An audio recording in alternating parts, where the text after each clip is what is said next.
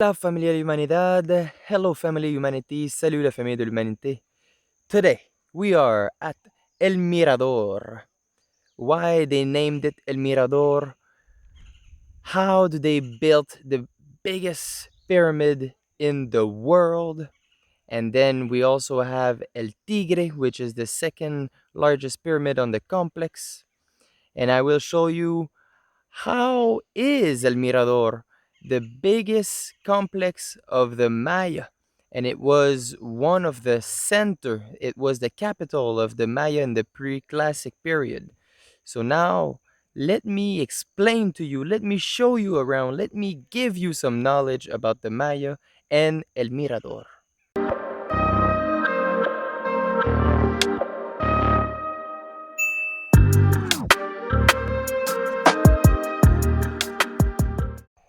Hello family, it's Wallace, your brother. Today I'm at El Mirador after, wow, it's a total of almost 8 hours or even more. I think we went 6 hours to El Tintal before arriving to El Mirador, another 6 hours. Yeah, so it's 12-hour ride minimum. We are approximately 50 kilometers deep in the jungle of Guatemala, and the reason why it's named El Mirador is because of the chicleros. The chicleros are some people that are going around looking for a specific tree to harvest the rubber from it and then create chiclet, or they can create anything that needs rubber. They were going on top of the pyramid that they found here, and that's the reason why they called it El Mirador, because it was a viewpoint, and that is the exact translation. El Mirador, the viewpoint. El Mirador was established in the pre-classic, but their peak was at the late pre-classic, and archaeologists believe that here in the center, where all the temples, all the Acropolis, the plaza, there were approximately 250,000 people to 300,000 people. But then the whole city, because this center with all the magnificent building was only for the nobles. So think about it, the people living outside the perimeter of this, archaeologists believe they were close to 1 million. The estimate goes around 750, 800,000 people. So that's a lot of people. So around El Mirador, there were a lot of tiny complex to control the natural resources and to have also agriculture. El Mirador is located at the shore of La Jarilla. They choose that location because it was really important for them, for all the resources that it gave them.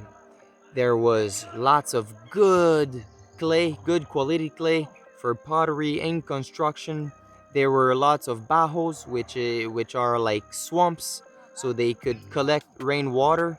And the way the landscape was made, it was easier to collect rainwater also. El Mirador also use a triadic style for their pyramids. Same style as El Tintal, the complex that we visited before arriving here, before walking 20 kilometers on the original SACBES that connected the two gigantic cities. They found around 35 structures here at El Mirador, and the two biggest ones are El Tigre and La Danta that we will see later in this video when we are exploring the site. El Tigre is 55 meters high and La Danta is 72 meters high.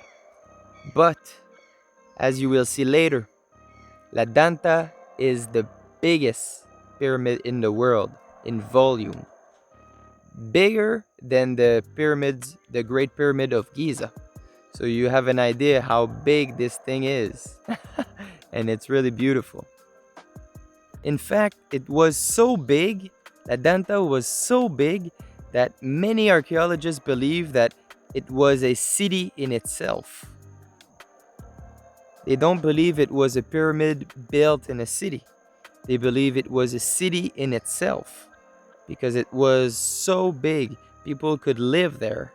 So you'll see later, but that thing is gigantic. Just the first platform, because there's three platform, and then there's the triadic primary pyramid.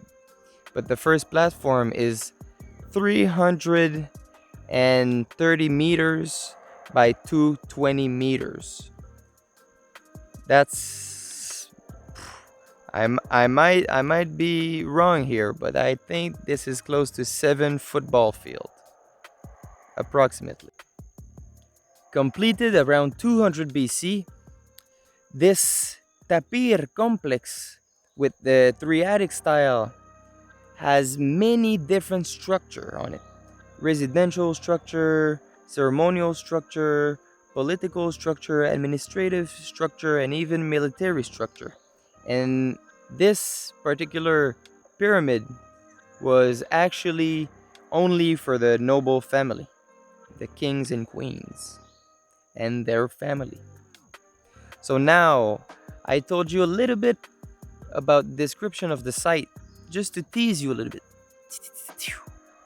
And now let's get into the story of El Mirador. There is evidence that this site, El Mirador, was occupied in the pre-classic period, the early pre-classic period, around 1000 BC. But it wasn't until 350 BC that there was a big boom, a big expansion, a big development here at El Mirador. For example, archaeologists believe that the Cascabel group that we will see later when we visit the site was the first construction, the first major construction of this site. Hello, you. And the highest pyramid of that time in the Cascabel group was close to 28 meters high. As all the other Maya sites or Maya civilization, because they were different Maya group, when they were booming here in El Mirador, they just built on top of the oldest pyramid, so they get higher and bigger and higher and bigger.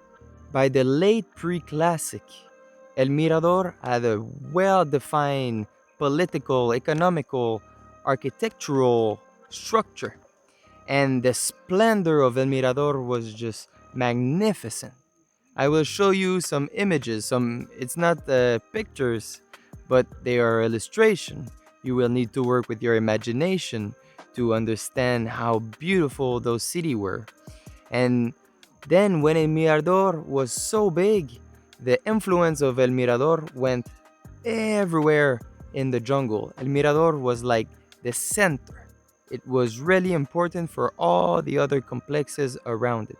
At their peak, in the late pre-classic, every building, not only the big ones, every buildings had design, architectural mask.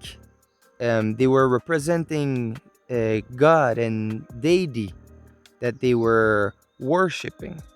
So it was a great era for the Maya because they were not surviving at all. They were making arts and exploring with different type of stucco and paint. So that was a really, really good time for the Maya. But things were just about to change a little bit. Many years later, around 150 BC, things change. I don't know what happened. Nobody really knows what happened. But the city of El Mirador collapsed and was abandoned. The reason why, like I said, I don't know. But it was at that time that Calakmul and Tikal, I won't say they saw the opportunity, but they had the opportunity to grow, and that's what they did. Tikal and Calakmul are two other sites that we will visit later. Calakmul is in Mexico.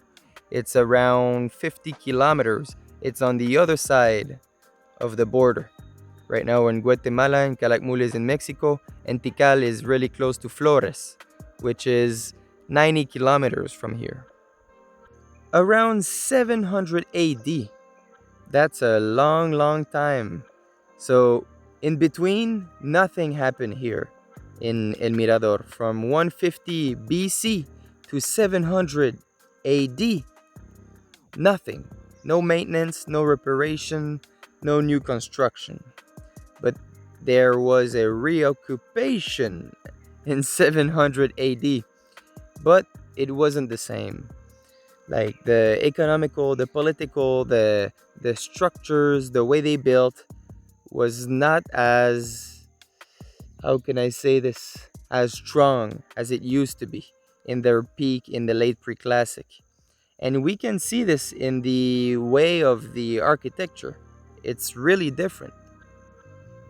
So at that time, in 700 AD, people came back here to El Mirador, reoccupied the place, and decided we want to build again.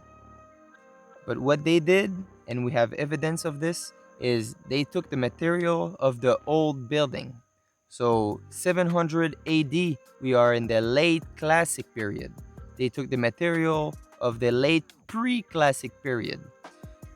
And the structures and the composition, the architectural composition is really different.